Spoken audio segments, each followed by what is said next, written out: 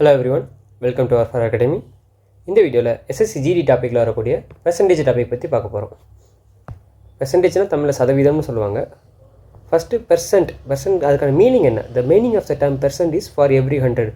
அது ஒரு வேல்யூ வந்துட்டு அந்த 100க்கு எவ்வளோ இருக்க போகுது அப்படின்றத தான் பெர்சன்ட்டில் சொல்கிறாங்க, சதவீதம் அப்படின்னு சொல்கிறாங்க.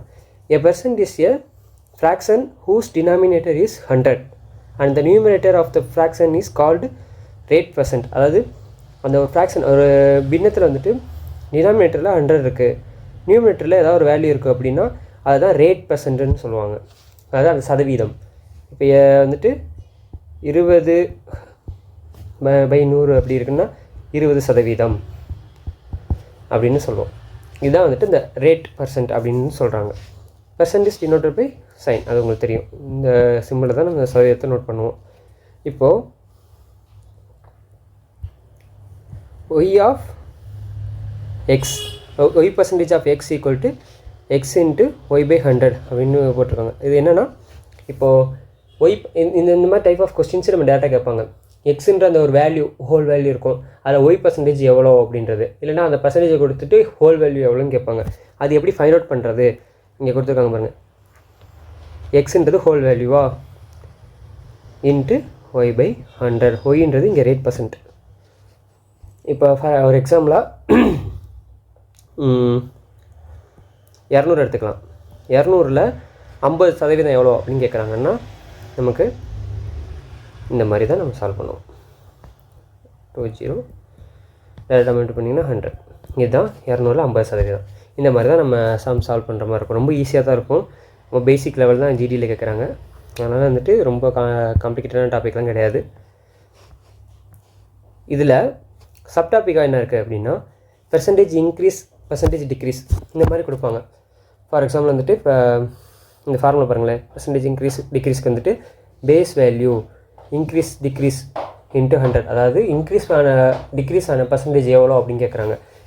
இப்போது 100 எடுத்துக்கலாம். 100ல் வந்துட்டு 20% வந்துட்டு டிக்ரீஸ் ஆகுது. ஓகே, அதாவது நான் 100ல் வந்துட்டு 20 வந்துட்டு நான் கழிக்கிறேன். அப்போது இது எவ்வளோ பர்சன்டேஜ் வந்துட்டு கழிஞ்சிருக்கு அப்படின்னு பார்த்தோம்னா 20% மைனஸ் பண்ணிட்டேன்னா 20 இன்ட்டு 100. இப்போ நமக்கு 100 போட்டோம்னா டேரெக்டாக இங்கே 20% வந்துடுது. இதுவே வந்துட்டு இப்போ 200ல் 40 நான் மைனஸ் பண்ணுறேன். அப்போது எவ்வளோ பர்சன்டேஜ் வந்துட்டு மைனஸ் ஆகிருக்கு அப்படின்னா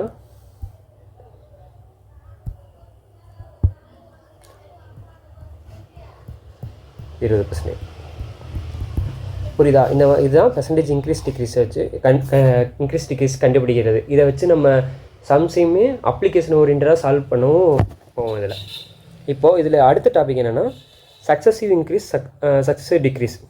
அது என்ன சொல்லுவாங்கன்னா, அடுத்தடுத்த இப்போ ஒரு இதில் வந்துட்டு நமக்கு ஒரு 20% வந்துட்டு இன்க்ரீஸ் ஆகிடுச்சு, அடுத்து 20% டிக்ரீஸ் ஆகுது. அப்போ வந்துட்டு இந்த மாதிரி சக்ஸஸிவாக வருது இல்லை, சக்ஸஸிவாக வரக்கூடிய இன்க்ரீஸ் டிக்ரீஸ் அந்த மாதிரி இதெல்லாம் வந்துட்டு நம்ம சிங்கிள் இதாக கன்வெர்ட் பண்ணுறதுக்கு இந்த ஃபார்முலாவை யூஸ் பண்ணுவோம்.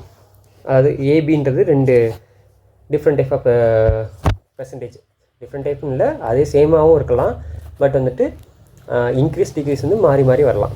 ஃபார் எக்ஸாம்பிள் வந்துட்டு இப்போ 100 ரூபாவில் ஒருத்தர் கையில் 100 ரூபா இருக்குது, அது 20% இன்க்ரீஸ் ஆகுது.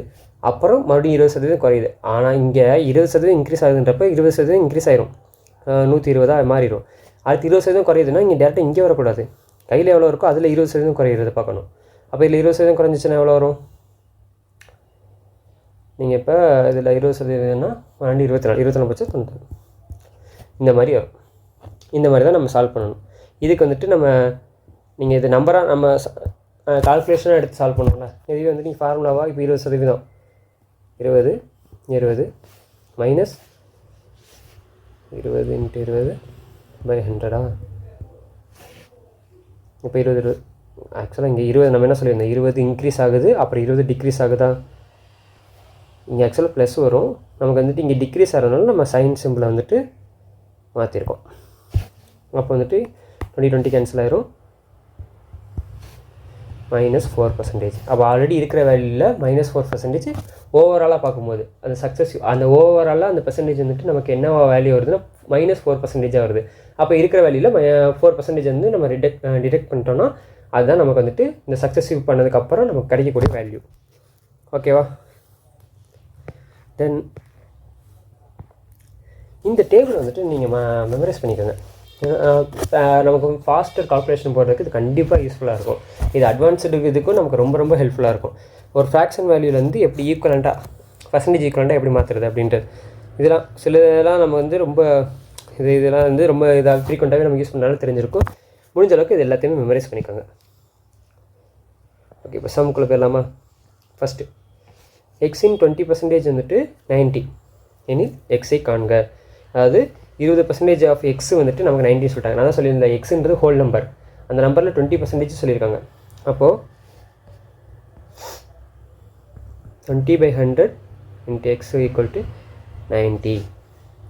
புரிஞ்சா? இந்த பர்சன்டேஜ் நம்ம இங்கே போட்டோமா, எக்ஸோட வேல்யூ எழுதிட்டோமா, நமக்கு வேல்யூ சொல்லிட்டாங்க. ஆனால் இங்கே எக்ஸோட வேல்யூ என்னன்னு கேட்குறாங்க. அப்போது நீங்கள் 5x = 450 இது இப்படியும் சால்வ் பண்ணலாம். இல்லைன்னா நீங்கள் இந்த மெத்தடில் எழுதலாம். 20% வந்துட்டு 90யா, இப்போ நமக்கு 100% தேவையா? 100% வரணும்னு நம்ம என்ன பண்ணணும்? 5ஆல் மல்டிபிள் பண்ணணும். அதே தான் இங்கே 5ஆல் மல்டிபிள் பண்ணிங்கன்னா என்ன வரும்? 450. இந்த மாதிரி சால்வ் பண்ணலாம். இந்த மாதிரி எழுதி சால்வ் பண்ணலாம், இந்த மாதிரி சால்வ் பண்ணலாம். இந்த மெத்தட் நீங்கள் கற்று வச்சுக்கோங்க. ஏன்னா அடுத்தடுத்த சம் வந்து நம்ம சால்வ் பண்ணும்போது இது ரொம்ப யூஸ்ஃபுல்லாக இருக்கும். ஒரு செவ்வகத்தின் நீளம் 20% அதிகரிக்கப்பட்டு அகலம் 10% குறைக்கப்படுகிறது. அதன் பரப்பளவில் ஏற்படும் சதவீத மாற்றத்தை கணக்கிடுங்க. அதாவது the length of the triangle is increased by 20% and width is decreased by 10%. Calculate the percentage change in the area. Okay, ரெக்டாங்கிளோட ஏரியா ஃபார்முலா என்ன நமக்கு? L × B. இங்கே என்ன சொல்கிறாங்க? அவங்க L வந்துட்டு இன்க்ரீஸ்டு பை 20%. ஒரு இது வந்துட்டு 20% இன்க்ரீஸ் ஆகுதுன்னா நம்ம அதை டேரெக்டாகவே எப்படி ஃபைண்ட் அவுட் பண்ணலாம்?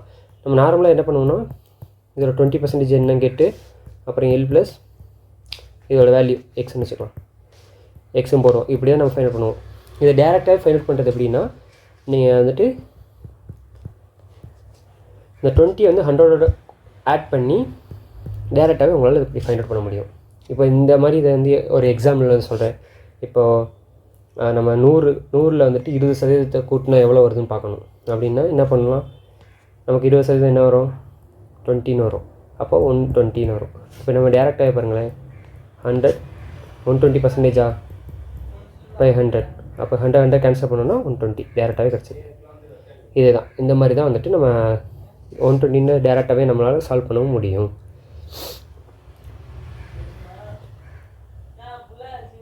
இப்போ இங்கே வந்துட்டு என்ன சொல்லியிருக்காங்க? லென்த்து வந்துட்டு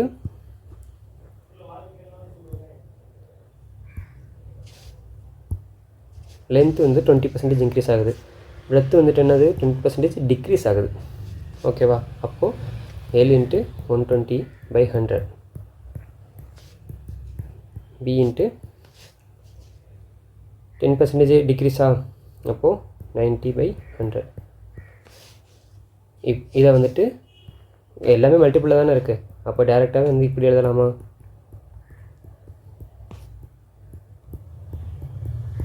இப்போ பாருங்கள், இது வந்துட்டு இப்போ சக்ஸஸிவ் டிஸ்கவுண்ட் மாதிரி இருக்கா உங்களுக்கு? அதாவது சக்ஸஸிவ் பர்சன்டேஜ் இன்க்ரீஸ் டிக்ரீஸ் மாதிரி இருக்கா? அது ஃபஸ்ட்டு 20% இன்க்ரீஸ் ஆகுது, அப்புறம் 10% டிக்ரீஸ் ஆகுதுன்ற மாதிரி நம்ம சக்ஸஸிவில் எடுத்துக்கலாமா? அப்போது நீங்கள் டேரெக்டாக சக்ஸஸிவ் ஃபார்முலா இங்கே யூஸ் பண்ணலாம். என்ன சக்ஸஸிவ் ஃபார்முலா என்ன? A + B + AB/100. இங்கே நமக்கு வந்து 20% இன்க்ரீஸு 10% டிக்ரீஸு. இப்போ 20 - 10 + 20 × 10/100 0 0 0 0 10 10 சரிங்க மைனஸ் வரும். ஏன்னா இங்கே -10 -2 அப்போ 8%. இதை நான் இங்கே எழுதி காமிச்சது வந்துட்டு உங்களுக்கு இது புரியுன்றக்காண்டி தான். எப்படி இது சக்ஸஸிவ்க்கு நம்ம கன்வெர்ட் பண்ணுறோன்றது தெரியப்படுத்துகிறக்காண்டி தான் நான் உங்களுக்கு இந்த மாதிரி எழுதி காமிச்சிருக்கேன். ஏன்னா இங்கே நமக்கு வந்துட்டு ஏரியா ஆஃப் த ரெக்டாங்கிள் வந்து L × B இது காமனாக அப்படியே தான் இருக்குது. நமக்கு இது சக்ஸஸிவ் பர்சன்டேஜில் வந்துருச்சுல்ல, இன்க்ரீஸ் டிக்ரீஸில் வந்துருச்சுல்ல.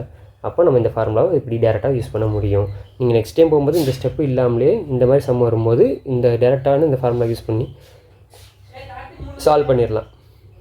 ஓகே, தென் நெக்ஸ்ட், ஒரு தொழிலாளியின் ஊதியம் முதலில் 20% அதிகரிக்கப்பட்டு பின்னர் 20% குறைக்கப்படுகிறது. அசல் மாத ஊதியம் 500 ரூபாய் என்றால் இறுதி ஊதியம் என்ன? அதாவது the wages of your worker is first increased by 20% and subsequently reduced by 20%. If the original monthly wages is 500 rupees, what is the final wages அப்படின்னு கேட்குறாங்க. இங்கே அந்த சக்ஸஸிவ் ஃபார்முலா இருக்குல்ல, அதை வச்சு நம்ம டேரெக்டாக போட முடியுமா? போனாட்டி பார்த்த சம் அதே மாதிரி தான் எதுவும் இருக்குது. -20 × 20 by 100 இது கேன்சல் ஆயிருமா? அப்போது டேரெக்டாக -4%. -4 இப்போ வந்துட்டு 500ல் இப்போ -4%னா நமக்கு வந்து -4% டிடெக்ட் ஆகிருக்குன்னு அர்த்தம். அது இங்கே இன்க்ரீஸ் ஆகி இங்கே ரெடியூஸ் பண்ணியிருக்காங்க. இப்போ ஓவராலாக பார்க்கும்போது, குமுலேட்டிவாக பார்க்கும்போது நமக்கு வந்து -4%. அப்போ ஆல்ரெடி இருக்கிற 500 ரூபீஸில் 4% எவ்வளோ? 20 டிடெக்ட் பண்ணோன்னா 480 தான் வந்துட்டு நமக்கு ஆன்சர். ஓகேவா? இந்த மாதிரியும் சால்வ் பண்ணலாம். இதை வந்துட்டு வேறு எந்த மெத்தடில் சால்வ் பண்ணலாம் அப்படின்னா, நம்ம வந்துட்டு இங்கே 100 ரூபா நம்ம 100 நம்ம அஸ்யூம் பண்ணிக்கலாம். இங்கே இது வந்துட்டு இருக்கட்டும், நம்ம வந்து 100 அஸ்யூம் பண்ணிக்கலாம் சேல்ரியை. இந்த மெத்தடில் உங்களுக்கு புரிஞ்சு சொல்லுது. அதை ரெஸ்ட் பண்ணிவிட்டு சேலரி 100 நம்ம அஸ்யூம் பண்ணிக்கலாம். நமக்கு என்ன இங்கே 20% வந்துட்டு இன்க்ரீஸ் ஆயிடுச்சா? 120. அப்புறம் என்ன 20% டிக்ரீஸ் ஆயிடுச்சா? 120ல் 20% டிக்ரீஸ் ஆகினா என்ன? நமக்கு 24 தானே. 24 டிக்ரீஸ் ஆச்சுன்னா 96. அப்போது 100 வந்துட்டு நமக்கு 96 மாறி இருக்குது. எவ்வளோ டிடெக்ட் பண்ணியிருக்காங்க நம்ம இங்கேருந்து மாறி இருக்குன்றது இந்த வேல்யூ எடுத்துக்கலாம், இல்லைனா எவ்வளோ டிடெக்ட் பண்ணியிருக்காங்க அப்படின்றத எடுத்துக்கலாம். 100லேருந்து -4 மட்டும் எடுத்துருக்காங்களா? 4 ரூபாய் கழிச்சிருக்காங்கன்னு வச்சுக்கோங்க. இப்போது நமக்கு அசல் என்ன? 500 ரூபா. ஏன்னா நம்ம இங்கே அசல் 100 நம்ம எடுத்துக்கிட்டோம்ல, இப்போ வந்துட்டு 500 மாத்திரம்னா இன்டென்ஜா? அதே தான் இங்கே இன்டென்ச் பண்ணிங்கன்னா -20. அப்போ 500 ரூபாயில் 20 ரூபாயை கழிச்சிட்டோம்னா நமக்கான ஃபைனல் வேஜஸ் கிடச்சிரும். இந்த மாதிரி நம்மளால் சால்வ் பண்ண முடியும். ஓகேவா? இதுக்கு தான் நான் அங்கே பண்ணும்போது இந்த மெத்தட் நீங்கள் தெரிஞ்சு வச்சுக்கோங்கன்னு, ரொம்ப ஈஸியாகவும் இருக்கும். தென் நெக்ஸ்ட்டு, ஒரு பொருளின் விலை 20% உயர்த்தப்பட்டால் செலவு அதிகரிக்காமல் இருக்க ஒரு இல்லத்தரசி தனது நுகர்வை எத்தனை சதவீதம் குறைக்க வேண்டும்? If the price of a commodity is increased by 20%, find by how much % must a housewife reduce her consumption so as not to increase the expenditure. அதாவது ஒரு நம்ம போய் மார்க்கெட்டில் போய் காய்கறியில் இந்த மாதிரி வாங்குகிறோம்ல, அதில் வந்துட்டு நார்மலாக நம்ம வந்துட்டு ஒரு பட்ஜெட் வச்சுருப்போம். அந்த பட்ஜெட்டோட இந்த பட்ஜெட்டு தான் இந்த ரேட்டு ஆல்ரெடி இருக்குது அப்படின்னு சொல்லி நம்ம போகிறோம். ஆனால் என்ன பண்ணிடுறாங்கன்னா அதோட ரேட்டு இன்க்ரீஸ் பண்ணிடுறாங்க, அந்த காயோட ரேட்டு இன்க்ரீஸ் பண்ணிடுறாங்க. ஆனால் நமக்கு பட்ஜெட் இவ்வளோ தான் இருக்குது. அதை தான் இங்கே கொஸ்டினாக கேட்குறாங்க. அந்த ரேட்டு இன்க்ரீஸ் பண்ணாலும் நம்ம பட்ஜெட்டுக்குள்ளே வாங்கணும்னா அந்த நம்ம ஆல்ரெடி வாங்கக்கூடிய அந்த பொருளோட அளவு இருக்குல்ல, அது எவ்வளோ குறைக்கணும் அப்படின்னு சொல்லி கேட்குறாங்க இங்கே. இந்த மாதிரி கொஸ்டின்ஸ் வரும்போது நான் தான் சொல்லியிருக்கேன், எந்த ஒரு வேல்யூ, அதாவது எந்த ஒரு குவான்டிட்டியோட அளவு இந்த மாதிரி அமௌண்ட் எதுவுமே நீங்கள் மென்ஷன் பண்ணாதப்போ நீங்கள் டேரெக்டாக 100ன்ற மாதிரி வேல்யூ எடுத்துக்கோங்க. இப்போ என்ன எடுத்துக்கலாம், இங்கே 100க்கு வந்துட்டு 120 பென் வாங்குகிறோன்னு எடுத்துக்கலாம். ஓகேவா? 100 ரூபீஸ்க்கு வந்துட்டு நான் என்ன பண்ணுறேன், 120 பென் வாங்குகிறேன். அப்போ இப்போ என்ன பண்ணிட்டாங்க, 20% வந்து அதோட ரேட் இன்க்ரீஸ் பண்ணிட்டாங்க. அப்போ 120 ரூபீஸ் மாற்றிட்டாங்களா? அப்போது 120 ரூபீஸ்க்கு இப்போ என்னால் 120 பென் தான், 120 பென் சாரி இப்போ வந்துட்டு என்ன பண்ணிட்டாங்கன்னா 120 ரூபீஸாக மாற்றிட்டாங்க. 120 ரூபீஸ்க்கு வந்துட்டு இப்போ 120 பென் வந்துட்டு வாங்க முடியும். ஓகேவா? இப்போது நான் 100 ரூபீஸ்ன்றது என்னோடய பட்ஜெட், ஆல்ரெடி இருந்த பட்ஜெட். அப்போது 100 ரூபீஸ்க்கு என்னால் எத்தனை பென் வாங்க முடியும் அப்படின்னா, நீங்கள் வந்துட்டு இந்த 120, அப்போ ஒரு ரூபாய்க்கு எவ்வளோ பென் வாங்க முடியும்? ஒரு பென். அப்போ 100 ரூபீஸ்க்கு 100 பென் வாங்கலாமா? புரியுதா? முன்னாடி நான் 100 ரூபாய்க்கு 120 பென் வாங்கிட்டு இருந்தேன். இப்போ 20% ஏற்றிட்டாங்கன்னா 120 ரூபா ஆக்கிட்டாங்க. 120 ரூபாய்க்கு என்னால் 120 பென் தான் இப்போ வாங்க முடியுது. அப்போ ஒரு ரூபாய்க்கு என்னால் ஒரு பென் வாங்க முடியும். அப்போ 100 ரூபாய்க்கு 100 பென் வாங்க முடியும். ஓகேவா? இப்போ வந்துட்டு ஆல்ரெடி நான் என்ன வாங்கியிருந்தேன், 120 பென் வாங்கியிருந்தேன். அப்போ எவ்வளோ எனக்கு ஷார்ட்டேஜ் ஆகுது? 20 பென்னு ஷார்ட்டேஜ் ஆகுதா? அப்போ இதுதான் இதோட பர்சன்டேஜ் தான் அவங்க கேட்குறாங்க. இதுதான் நம்ம குறைக்கணும். அந்த 20 பெண்ணை நம்ம குறைச்சா தான் நம்மளால் அந்த நம்ம பட்ஜெட்டுக்குள்ளே வாங்க முடியும். நம்ம எவ்வளோ வாங்குகிறோன்றது அவங்க கேட்கல. இந்த 100 ரூபாய்க்குள்ளே நீங்கள் வாங்குறீங்கல்ல அது எவ்வளோ குறைக்கிறீங்கன்னு கேட்குறாங்க. இப்போ அந்த பர்சன்டேஜ் கேட்டிருக்காங்க. நான் 20 ஆல்ரெடி வாங்கின 120லேருந்து நான் 20 குறைச்சிருக்கேன். அப்போ 20/120 × 100 கேன்சல் அவுட் பண்ணால் 6 16 2/3. இங்கே 2/3 எப்படி வருது அப்படின்னா நம்ம ஆல்ரெடி பார்த்துருப்போம், ஃப்ராக்ஷன்ஸ்லேயே பார்த்துருப்போம். இங்கே ஒருக்கா ரீகால் பண்ணிடலாம். இப்போது 6 100 டிவைட் பண்ணும்போது 16. இதில் என்ன வரும் உங்களுக்கு ரிமைண்டரு 4 வருதா?